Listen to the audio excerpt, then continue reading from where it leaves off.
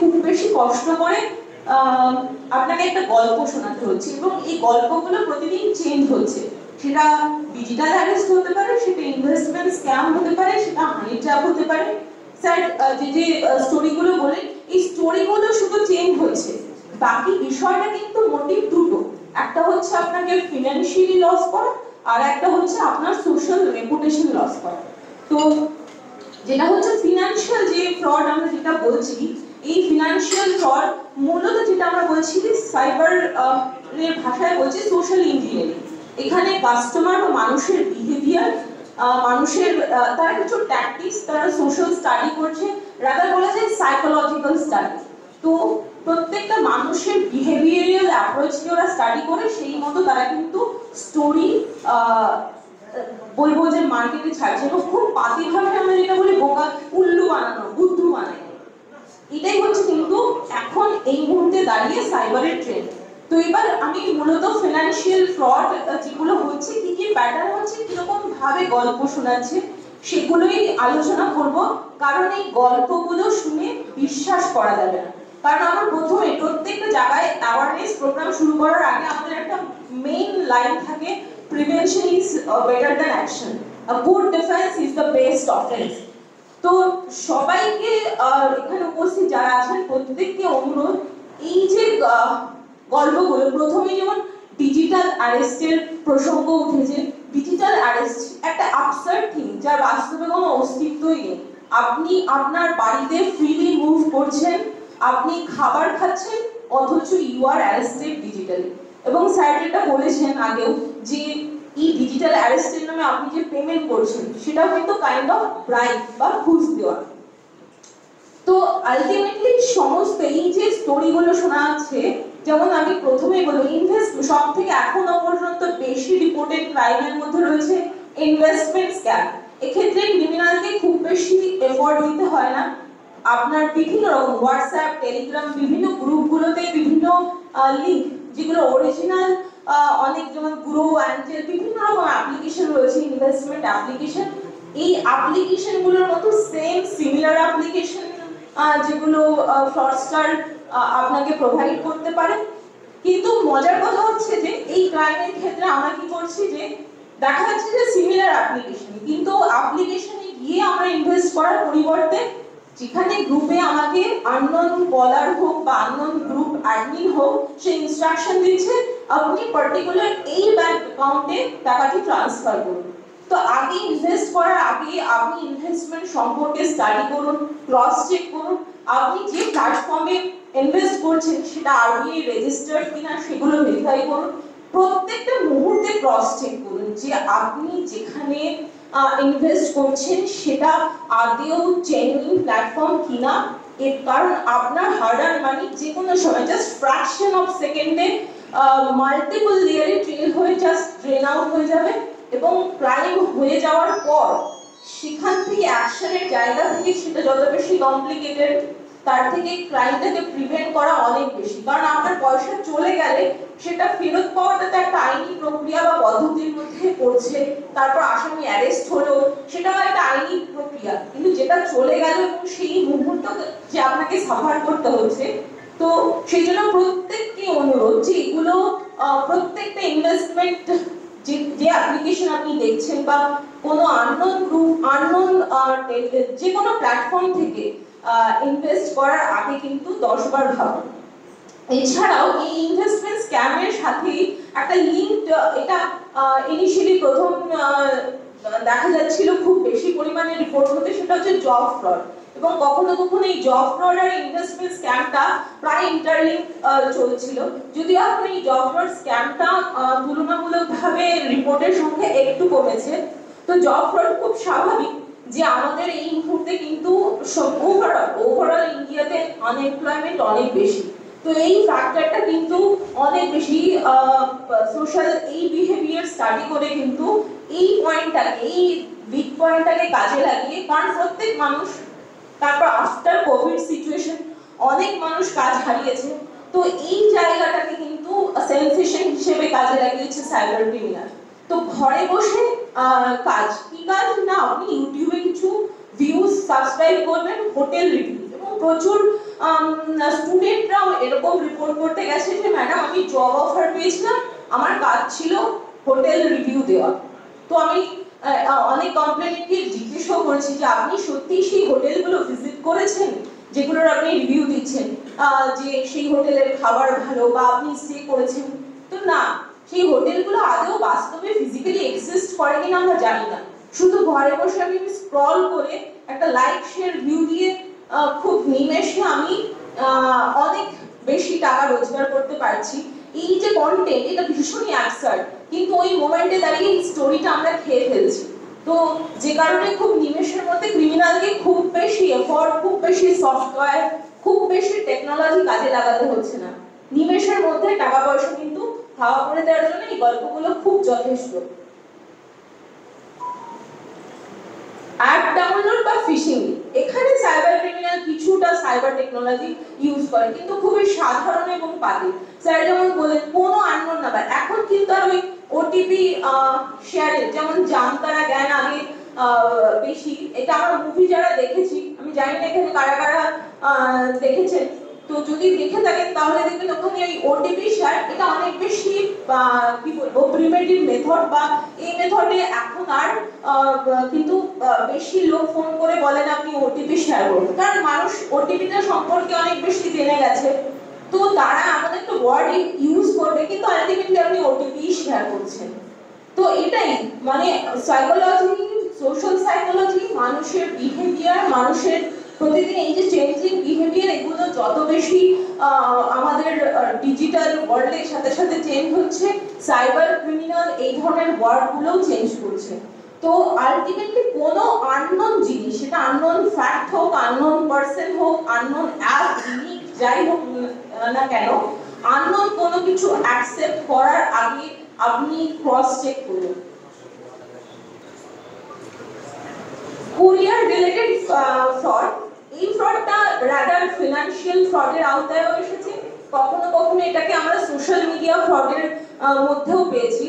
যেমন হচ্ছে স্যার যেমন বললেন ওই লোনলি বা অ্যালোন ফিল করা, বা আমরা খুব একটা চালু কথা বলি মিডল এজ ক্রাইসিস। তো বেশিরভাগ ক্ষেত্রে কিন্তু এক্ষেত্রে যদিও এখন এই মুহূর্তে দাঁড়িয়ে মেল এবং ফিমেল বোথ এই ধরনের ট্র্যাপে ভিকটিম হয়েছে।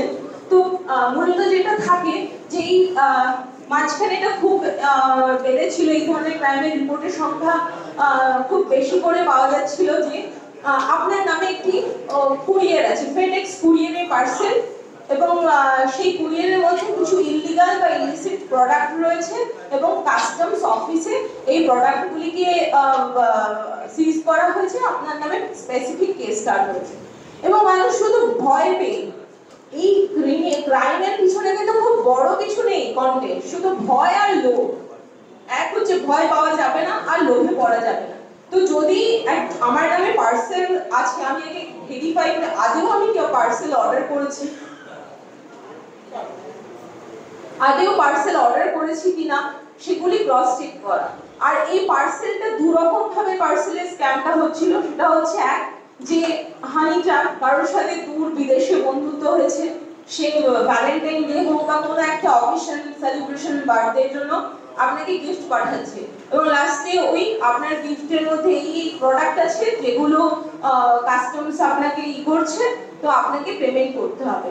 তো যদি আপনি মনে করছেন যে সত্যি আপনি ভয় পাচ্ছেন, আপনি নিয়ারেস্ট পুলিশ স্টেশন ভিজিট করুন, অথবা আপনি আপনার যে কোনো পরিচিত মানুষ, নিদান পক্ষে যদি পুলিশকেও আপনি বিশ্বাস না করছেন, তো যে কোনো লিগ্যাল অ্যাডভাইজারের সাথে কনসাল্ট করুন। আসলে আমাদের মাথার মধ্যে একটা ধারণা ঢুকে থাকে পুলিশ মানে টাকা পয়সা নেয়। তো এই কনসেপ্ট থেকে কিন্তু পুলিশের নামে যত ইম্পারসোনেশন কল থাকে, এই জেনারেলি ক্রাইমের পিছনে থাকে ইম্পারসোনেশন, যেটা মোডাস অপারেন্ডি কাজ করে। তো ইম্পারসোনেশন কি, মুম্বাই ক্রাইম ব্রাঞ্চ থেকে বলছি, বা কাস্টমস ডিপার্টমেন্ট থেকে বলছি, এবং মানুষের ধরনের একটা ভীষণ একটা বড় ল এনফোর্সমেন্ট এজেন্সি ব্রাঞ্চ, আমার একটা ভীষণ বড় কেস স্টার্ট হয়েছে। তো আপনার এগেইনস্টে কেস স্টার্ট হয়ে থাকলে তার যে লিগ্যাল প্রসেসের মধ্যে দিয়ে যাবে। তো সেক্ষেত্রে আপনি টাকা দিচ্ছেন মানে কিন্তু আপনি অফেন্স করছেন, আপনি ব্রাইব করছেন। তো এই জিনিসগুলো ছোট ছোট জিনিস, আসলে আমরা আজকাল প্রত্যেকেই একটা টেক সাভি ওয়ার্ল্ডে বসবাস করছি, এবং সকল আমাদের যারা জেনারেশন, আমরা এখন একটা নতুন টার্ম ইউজ করি জেনজি জেনারেশন। তো এই যে জেনারেশনে আমরা বাস করছি, আমরা সত্যি সত্যি প্রচন্ড ডিজিটাল ওয়ার্ল্ড, যত বেশি মোর ডিজিটালি হচ্ছি আমরা অনেক বেশি স্টুপিডিটির দিকে এগিয়ে গেছি। কারণ ফিজিক্যালি আমরা ক্রস চেক করি না, একই রুমে বসে আমরা ফিজিক্যাল কন্ট্যাক্ট আর করি না, আমরা অনেক বেশি স্টুপিড বক্সের মধ্যে ঢুকে গেছি। রাদার মনে করি কি গুগলের যা ইনফরমেশন, এই সমস্ত ইনফরমেশন অথেন্টিক ইনফরমেশন। তো প্রত্যেকটা জিনিস আজকাল আর্টিফিশিয়াল ইন্টেলিজেন্স, প্রত্যেকের ফোন, আমাদের পকেটে থাকা প্রত্যেকটি ফোন আমাদেরকে শুনছে, আমাদেরকে অবজার্ভ করছে। এবং আপনি খুব সাধারণভাবে আপনি আপনার ফোনে এই মুহূর্তে দেখা, হয়তো আপনি বাড়িতে ডিসকাশন করছেন যে আমার এই ওয়াচটা পছন্দ, খুব নিমেষের মধ্যেই দেখবেন আপনার মোবাইলের পপআপে বিভিন্ন ওয়াচ বা কিছুর কালেকশনের অ্যাড আসতে বেশি পরিমাণে শুরু করবে। তো এই যে ডেটাটা, আজকে মানুষ আর বাড়িতে শীত কেটে চোর এসে চুরি করে না, সোনা গয়না চুরি করতে আসে না, তাদের কাছে ডেটাটা অনেক বেশি ইম্পর্টেন্ট। সো কোনো কিছু শেয়ার করার আগে 10 বার ভাবুন যে আমি যেটা শেয়ার করছি সেটা আমার কতটা প্রাইভেট ইনফরমেশন, পার্সোনাল ইনফরমেশন, আমি কাকে শেয়ার করছি, কোথায় শেয়ার করছি, আর আমি কেন শেয়ার করছি। তো এই প্রত্যেকটা ইনফরমেশন আপনার হাতে, আপনার প্রাইভেসি কিন্তু একান্তই আপনার, আপনি নিজেকে কতটা প্রাইভেসি সিক্রেসি রাখছেন সেটা নিতান্ত আপনি, একান্তই আপনার উপর রেসপন্সিবিলিটি রয়েছে। আর কুরিয়ার রিলেটেড ফ্রডের পাশাপাশি যেগুলো শপিং, কারণ প্রত্যেকে আমরা আজকাল অনলাইন শপিং করি না, এরকম ব্যক্তি মনে খুঁজে পাওয়া খুব মুশকিল যে অনলাইনে শপিং করি না। তো এই শপিং সাইট রিলেটেড এরকমও দেখা গেছে যে একটি মানুষ, একজন ব্যক্তি এসে তিনি একটি জুতো রিটার্ন করার কথা ছিল, 800 টাকা দামের স্লিপার, এবং সেই স্লিপার রিটার্ন করতে গিয়ে সে 80,000 টাকা পেমেন্ট করেছে, এরকম ভিডিও আমাদের থানাতে হয়েছে। তাকে 800 টাকার জুতোটা রিটার্ন করার জন্য, আপনি ভাবুন তো, আমি জাস্ট 800 টাকার জুতোটা আমার যদি রিটার্ন না হতো, আমার 800 টাকা লস হতো, কিন্তু আমি জাস্ট গুগলে গিয়ে কাস্টমার সার্ভিসে ফোন করলাম, ফ্লিপকার্টে, যে আমার জুতোটা রিফান্ডের আছে, রিফান্ড আমার টাকাটা এখনো ঢোকেনি কেন অ্যাকাউন্টে, বললো ঠিক আছে আপনার এই পেমেন্টটা দিয়ে দিন।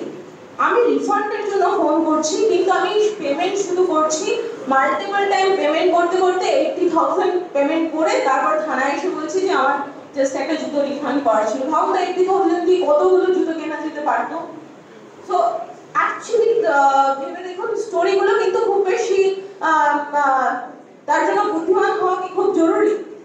তো সাইবার ভিকটিম কিন্তু এখনো পর্যন্ত বোকা মানুষের সংখ্যা নেই। সোকল আমরা সোসাইটিতে যাদের এডুকেটেড বা লিটারেট পিপল বলি, এখনো পর্যন্ত সাইবার ভিকটিম কিন্তু তারাই, খেটে খাওয়া মানুষ কিন্তু সাইবার, মানে একদম সোকল লেবার ক্লাসের পিপল কিন্তু সাইবার ভিকটিম রেয়ার, নেই বললেই চলে। আর একটা জিনিস হচ্ছে যে অ্যালার্ট থাকা। আমরা যেহেতু শপিং করি, এটা একটা রিসেন্ট ট্রেন্ড শুরু হয়েছে, যদিও এতে ভিকটিম সাধারণত খুব কম অ্যামাউন্টই, মানে ছোট ছোট অ্যামাউন্টে ফিনান্সিয়াল লস হচ্ছে, তবুও এক্ষেত্রে দেখা যাচ্ছে যে এক্ষেত্রে জেনারেলি আপনার বাড়িতে ই কার্ড বা ব্লু কার্ডের ডেলিভারি বয় সেটা একজন আসছে এবং বললো ম্যাডাম আপনার একটা পার্সেল আছে, বা স্যার আপনার একটা পার্সেল আছে এবং ওটিপিটা শেয়ার করতে হবে, আর এটা সিওডি আছে, ক্যাশ অন ডেলিভারি আছে, পেমেন্ট নেই। এবার আমরা কি হয় সাধারণত চেক করি না, আমাদের কিন্তু প্রত্যেকটা প্ল্যাটফর্মে কিন্তু কার্ডে হিস্ট্রি থাকে কি আমি কি অর্ডার করলাম, আর ঠিক আছে হয়তো অর্ডার করে রেখেছি, এবং পার্সেলটা নেওয়ার পর দেখা যাচ্ছে পেমেন্ট হয়ে গেল, লোকটি চলে গেছে, কারণ আমরা ইনিশিয়ালি ডেলিভারি বয়ের সামনে কিন্তু পার্সেল খুলে দেখি না। তো দেখা গেলো পার্সেলটা হয় এমটি পার্সেল অথবা কিছু একটা আজে বাজে জিনিস দিয়ে ভরে রাখা আছে। তো এইগুলো এবার আমরা কি করবো না, এই এতক্ষণ তো বললাম কিভাবে স্টোরি, এই স্টোরিগুলো কিন্তু প্রতি মুহূর্তে, আজকে যে স্টোরিগুলো আইসি স্যার বলেন, বা আমি এই যে স্টোরিগুলো যেগুলো আমরা প্রতিদিন থানায় দেখছি, এই স্টোরিগুলো যেগুলো আপনাদের শেয়ার করছি, আগামীকাল কিন্তু আপনি এই স্টোরিগুলোর সামনে নাও করতে পারেন, আপনার কাছে কিন্তু আপনার বিহেভিয়ার, আপনার সোশ্যাল স্ট্যাটাস অনুযায়ী আপনার মতো করে একটা স্টোরি আসতে পারে। কিন্তু আমরা কোন কোন জিনিসগুলি করবো না, যেটা হচ্ছে এক, কোনো আননোন নাম্বার থেকে ফোন এলে সেই আননোন নাম্বার যখন আমাকে যে কোনো কিছু, সেটা ল এনফোর্সমেন্ট এজেন্সির নামে ইম্পারসোনেট করেই হোক অথবা সেটা কুরিয়ার সার্ভিসের নাম করেই হোক, আগে চেক করে নেওয়া। যদি কুরিয়ার সার্ভিসের নাম করে আমি দেখিনি যে সত্যি সত্যি আমি ফ্লিপকার্ট, অ্যামাজন কোন সাইট থেকে ফোন করছে তাকে জিজ্ঞাসা করে নেওয়া, এবং আমি সত্যি অর্ডারটা করেছি কিনা সেগুলো ভেরিফাই করা। ব্যাংক অফিসিয়াল মেইনলি কি হয়, স্যাটারডে সানডে বা আমাদের স্যালারি ঢোকে মান্থের শেষে, তখন হলো আপনার ব্যাংক অ্যাকাউন্ট ইমিডিয়েটলি ফ্রিজ হয়ে যাচ্ছে, এবং তখন হয় কি একটা প্যানিক থাকে যে আমার স্যালারি এই মাসে ঢুকবে অথবা স্যাটারডে সানডে আছে ব্যাংক বন্ধ আছে। ওয়েট করুন, স্যাটারডে সানডে ওয়ার্কিং ডেজ পর্যন্ত ওয়েট করুন। আপনার ব্যাংক ফ্রিজ হয়ে যাচ্ছে, কিন্তু তার মানে এই নয় ব্যাংক কখনো প্রত্যেক মুহূর্তে অ্যাওয়ারনেস মেসেজ আসে, অ্যাওয়ারনেস কল আসে, ব্যাংক কোনোভাবেই কিন্তু আপনার কোনো রকম পার্সোনাল ডিটেলস চায় না। তো যদি আপনার সন্দেহ হচ্ছে, আপনি কিছু না বুঝতে পারলে নিতান্ত থানায় আসুন, কিন্তু কোনো রকম পার্সোনাল ডিটেল এবং টাকা পয়সা পেমেন্ট করার আগে। দ্বিতীয়ত হচ্ছে যে আরো যে যে বিষয়গুলি থাকে হোয়াটসঅ্যাপে, আমরা এই বিষয়গুলো পরে সাইনাজ ম্যাডাম তিনি আরো ভালো করে শেয়ার করবেন। সোশ্যাল মিডিয়ার বিভিন্ন যে অ্যাপ্লিকেশনগুলো আছে সেগুলোর ইনবিল্ট আমাদের ফোনের মধ্যেই সেটিংসে কিছু ইনবিল্ট প্রাইভেসি সেটিংস থাকে। যেমন হোয়াটসঅ্যাপের ক্ষেত্রে আমরা সেটিংসে গ্রুপগুলোকে সবসময় এভরিওয়ান করে থাকি, আমার লাস্ট সিন অনলাইন এভরিওয়ান করে রাখি। তো এইগুলো কিন্তু আমি শুধু মাই কন্ট্যাক্টস সিলেক্ট করে রেখে আমার প্রাইভেসিটাকে কিছুটা অ্যাডভান্স করতে পারি। তো এরকম প্রচুর আরো সোশ্যাল মিডিয়া প্ল্যাটফর্মের সেটিংস আছে, সেগুলো নিয়ে পরবর্তীতে সাইনাজ ম্যাডাম আরো বলবেন এই বিষয়টা। তো আমাদের যেটা করা যাবে না, যেগুলো হচ্ছে ব্যাংক বা কোনো আপনার কিছু ইস্যুস হচ্ছে, কাস্টমার কেয়ার গুগলে গিয়ে সার্চ করা নাম্বার, গুগলে গিয়ে কখনো ওভাবে কাস্টমার কেয়ারের নাম্বার সার্চ করা যাবে না। আর আরো একটা জিনিস যেটা না বললেই না, কারণ আমাদের সাথে এটা অনেক সময় যে কারোর সাথেই হতে পারে, ফোন হারিয়ে যাওয়া। এবং ফোন হারিয়ে যাওয়ার পর প্রচুর মানুষ টাকা পয়সা, কারণ আজকাল সবারই ফোন ইউপিআই লিংক থাকে, ফোন পে বা গুগল পে যে কোনো ইউপিআই পেমেন্ট সিস্টেম আমরা প্রত্যেকে ব্যবহার করি। ফোন হারিয়ে যাওয়ার পর ইমিডিয়েটলি আমাদের কাজ হচ্ছে যেটা, কারণ অনেক সময় দেখা যায় স্যাটারডে সানডে ব্যাংক বন্ধ থাকে, আমাদের ব্যাংক পাসবুকের পেছনে একটা টোল ফ্রি নাম্বার থাকে, অথবা আমাদের যেটা ডেবিট কার্ড বা যেটাকে আমরা এটিএম কার্ড বলি, তার পেছনে ছোট ছোট করে 1800 এরকম টোল ফ্রি নাম্বার থাকে। তো ইমিডিয়েটলি ওই নাম্বারে কল করে আগে আমাদের অ্যাকাউন্টগুলোকে টেম্পোরারি ফ্রিজ করে নেওয়া, এবং তারপর যেটা হচ্ছে সিম কার্ডটিকে ব্লক করে দেওয়া। তারপর যেটা হচ্ছে আমাদের জিমেল গুলো, অন্য যে ডিভাইসে আমার জিমেলটা আমি ইউজার আইডি পাসওয়ার্ড দিয়ে ওপেন করে অল আদার ডিভাইস থেকে লগ আউট করে দেওয়া, এবং তারপর ধীরে সুস্থে থানায় গিয়ে একটা জেনারেল আইডি করে। কিন্তু তার আগে আমাদের এই কাজগুলি করতে হবে, যেটা হচ্ছে সবার প্রথমে ভাইটাল কাজ। কারণ ফোন হারিয়ে যাওয়ার পর ইমিডিয়েটলি মানুষ এখনো লিঙ্ক হচ্ছে, ম্যাডাম একটু ট্রেস করবে। দেখুন, ওটা একটা পদ্ধতি আছে, সেগুলো ডিপার্টমেন্টাল একটা নিজস্ব প্রসেস আছে, কিন্তু যেগুলো আপনার সাময়িক ক্ষতি, যেগুলো ইনস্ট্যান্ট ক্ষতি হবে, সেগুলো এড়ানোর জন্য আপনাকে প্রথমেই অ্যাকাউন্ট ফ্রিজ করে দিতে হবে, এবং তারপর বাকি পদ্ধতিগুলো করে তারপর থানায় আসুন, জিডি করুন। তো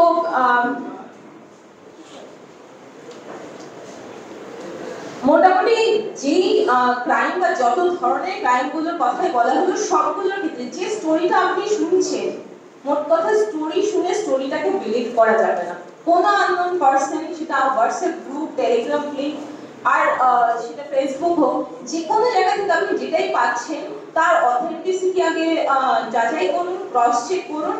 যে কোনো কিছু, সেটা ডিজিটাল অ্যারেস্ট হোক, ইনভেস্টমেন্ট স্ক্যাম হোক, শপিং রিলেটেড হোক, অথবা সেটা হানি ট্র্যাপ, যে কোনো ফ্রেন্ডশিপ সাইট রিলেটেড হোক।